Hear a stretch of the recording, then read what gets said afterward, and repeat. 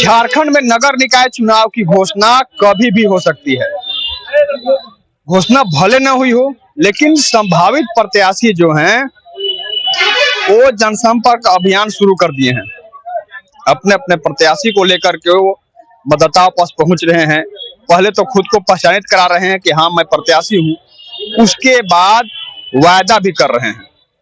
लेकिन एक ऐसे व्यक्ति से भी आपको हम रूबरू कराने जा रहे हैं जहां लोग लगातार प्रतिरोज अहले सुबह से देर रात तक अपने प्रत्याशी के साथ जनसंपर्क कर रहे हैं। वही वह व्यक्ति आज भी प्रतिदिन की तरह समाज सेवा में रत है। आपने ग्राफिक्स में देखा होगा, वीडियो तो आप जरूर जान गए होंगे हम चर्चा किसकी कर रहे हैं। हम बात समाजसेवी कंचन साहू की कर रहे हैं।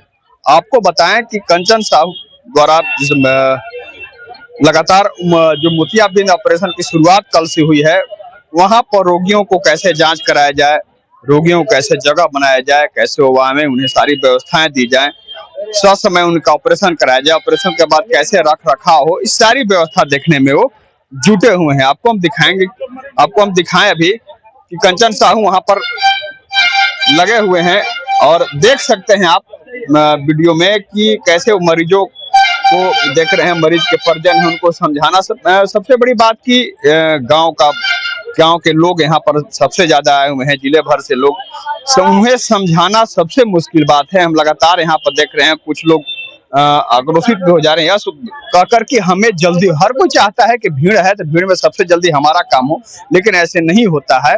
पंक्तिबद्ध तरीके से उनका पहले जांच हो रहा है, जांच के बाद रजिस्ट्रेशन हो रहा है, रजिस्ट्रेशन के बाद तब ऑपरेशन की बारी आएगी। लेकिन यहाँ पर हर कोई चाह रहा है कि हमारा काम जल्दी हो जाए।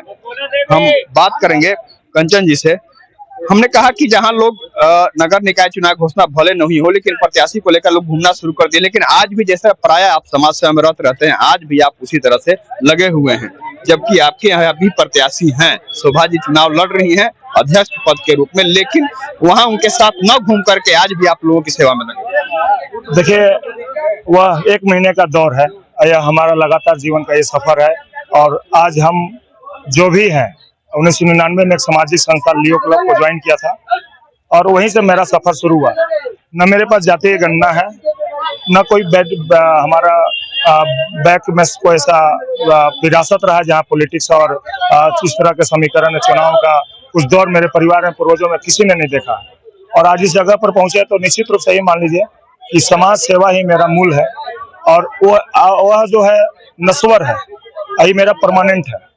और इसको सबसे पहले मैं वरीयता क्रम इसलिए रखा हूँ कि यह जो मरीजों का जो दौर है, जो आप देख रहे होंगे 80 साल 90 साल 108 साल के मरीज भी आ रहे हैं, जिसको न सुनाई देता है, न दिखाई देता है, न पैर से चल सकता है, मतलब पूरी तरह से लाचार है। उस व्यक्ति की जरूरत माननीय मंत्री श्री मिथिलेश कुमार ठाकुर जी की प्रेरणा से यह जो कार्यक्रम हो रहा है, इसमें 4 सालों के बाद यह कार्यक्रम हुआ है। और मेरे लिए सौभाग्य है, क्योंकि जिस चीज में जिसको इंटरेस्ट होता है वह काम होता है। जैसे आप सावन में आप देखते होंगे बोल बम का जत्था जब निकलता है तो जो भी सावन में जाने वाले हैं उनको उस दिन का 1 महीने का उत्सव लगता है। आप देखते होंगे बाबा अजमेर शरीफ का जब जाते हैं चादर चढ़ाने, तो लोग देखते जत्थे के जत्था लोग जाते हैं। तो इसी तरह का ये मेरा भी एक स्वरूप है, जो देख करके हमें मन प्रफुल्लित रहता है कि इस सेवा का मुझे मौका मिल रहा है और ईश्वर मुझे को माध्यम बनाया। आप समझिए, मेरे जीवन में मेरे पीछे किसी भी रूप में कोई पूर्वज मेरे स्वास्थ्य विभाग से नहीं जुड़े, न डॉक्टर थे, न नर्स थे, न कंपाउंडर थे, लेकिन ईश्वर हर व्यक्ति को एक माध्यम बनाकर भेजता है। जैसे आप पत्रकारिता के लिए आप जन्म लिए थे, आपका डीएनए में पत्रकारिता हो चुका, आपके पिताजी भी थे, मुझे ईश्वर इसी काम के लिए जन्म दिया था। और कहीं ना कहीं ईश्वरीय प्रेरणा है कि आज हम 1999 से हॉस्पिटल के परोक्ष अपरोक्ष रूप से आसपास में रहे हैं। तो मुझे लगता है कि मैं नहीं कर रहा, मेरा ईश्वर करा रहा। और आज यह जो कैंप देख रहे हैं, यह वोट नहीं है, यह आशीर्वाद है। और इसी आशीर्वाद दिवस से मैं कहां से कहां पहुंचा और मैं चरमोत्कर्ष पर हूँ। आज राजनीतिक रूप से या सामाजिक रूप से मुझे बहुत ज्यादा अपेक्षा नहीं है।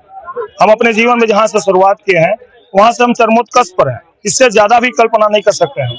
आज जो मिला है वही मेरे लिए काफी। आज माननीय मंत्री श्री मिथिलेश कुमार ठाकुर जी राज्य के सबसे बड़े चेहरा है राजनीतिक पटल पर, उसके विधायक प्रतिनिधि हैं, उनके सानिध्य में हम बैठते हैं, हर मंच को शेयर करते हैं, यह मेरे लिए बहुत बड़ा बात है।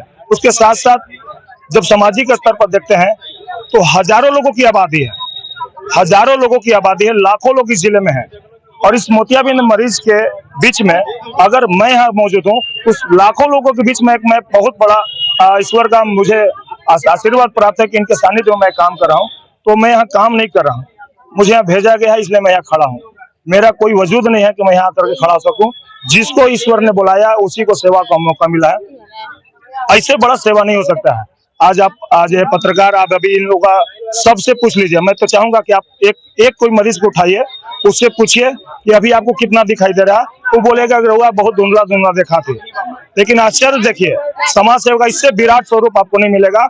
आज जो मरीज को यहाँ बैठा हुआ है, कल इनका शाम को ऑपरेशन होगा, कल शाम तक इनको आपका चेहरा नहीं दिखाई दे रहा है, लेकिन परसों सुबह 9 बजे आप जब पूछेंगे तो यही बोलेगा कि बाबू एकदम साफ साफ जैसे आप लोग को दिखाई दे रहा वैसे दिखाई देता। या मतलब एक हाथ से सुबह अंधा होता है, सुबह रोशनी मिल जाता है। तो इससे बड़ा आशीर्वाद कुछ नहीं मिलेगा। खुशी भी नहीं। और एक बात और बता रहे हैं, इस कार्यक्रम के दौरान जितने भी लोग लगे रहते हैं, जिस दिन इन लोग को हम लोग डिस्चार्ज करते हैं ना, उस दिन पूरा, जैसे हम लोग ग्रामीण भाषा में बोला जाता है कि पूरा अखबार करके दे ले बाहर, माथा से लेके छाती तक जो आशीर्वाद देता है कि बाबू हमारे रोशनी दिले, ये आशीर्वाद वोट के गिनती से नहीं गिना जा सकता है। एक एक आशीर्वाद लाखों वोट के बराबर हो सकता है। तो मुझे यहाँ आत्मिक संतुष्टि मिलता है। चुनाव आते रहेंगे, जाते रहेंगे, चुनाव जीतने और लड़ने के लिए बहुत मौके मिलेंगे। ये जो अवसर है साल में एक बार आता है, और उसको मैं आपके चैनल से भी बोलेंगे, जो भी चैनल के माध्यम से देख रहे हैं, अभी भी हमारे पास वॉलंटियर की कमी है। जिनको इस सुख का लाभ लेना है, यहाँ स्वतः है और एक कार सेवक के रूप में आकर के यहाँ कार्य करें।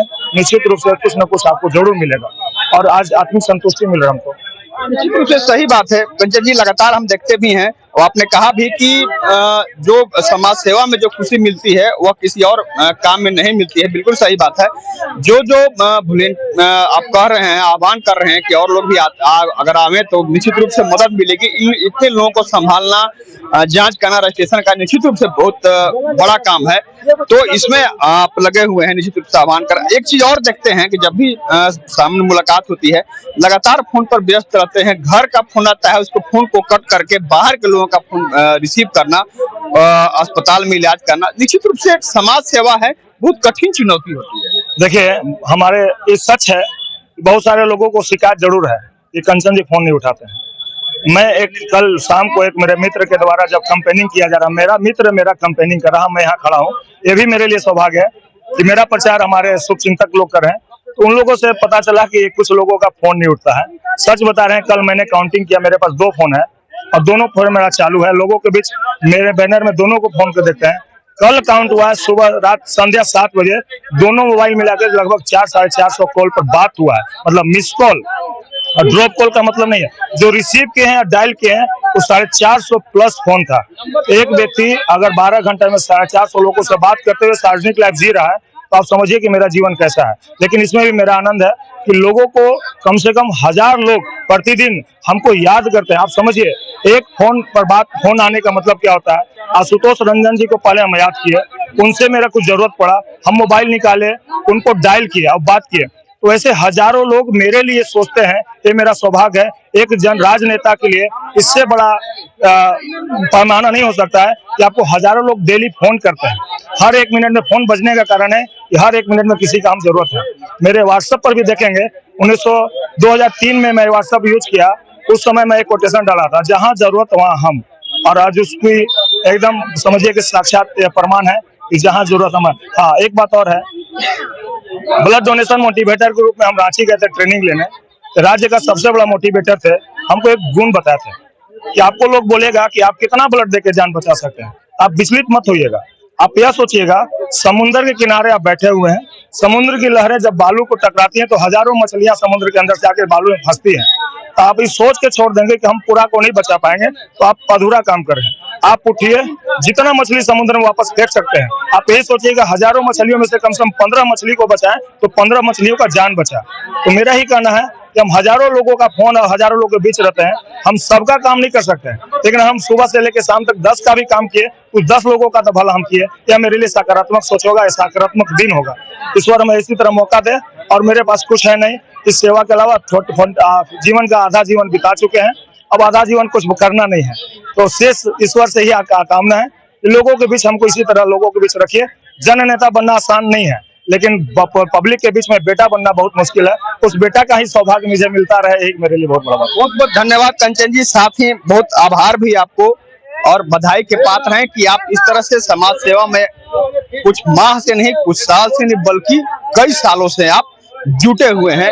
यही समाज सेवा है जो आपको आज तक अस्थायित्व रखे हुए है आपके जीवन में। आप निश्चित रूप से इसी तरह समाज सेवा करते हुए आगे बढ़ते रहें और लोगों की इसी तरह भलाई करते रहें। और मैं कहना चाहूंगा कि जिस तरह आप देख रहे हैं, गांव से लोग आए हैं यहाँ पर, हजारों की उनकी संख्या है, उनको संभालते हुए उनका जांच कराना, रजिस्ट्रेशन कराना, ऑपरेशन कराना, बासहूलियत उन्हें घर तक भेज देना, यह बहुत बड़ी बात है। तो निश्चित रूप से कंचन जी, आप बधाई के पात्र हैं, धन्यवाद के पात्र हैं। इसी तरह आप समाज सेवा करते रहें और समाज सेवा से बड़ी खुशी और किसी काम में नहीं हो सकती है। कैमरामैन विकास के साथ आशुतोष रंजन, बिंदास न्यूज, सदर अस्पताल परिसर, गढ़वा।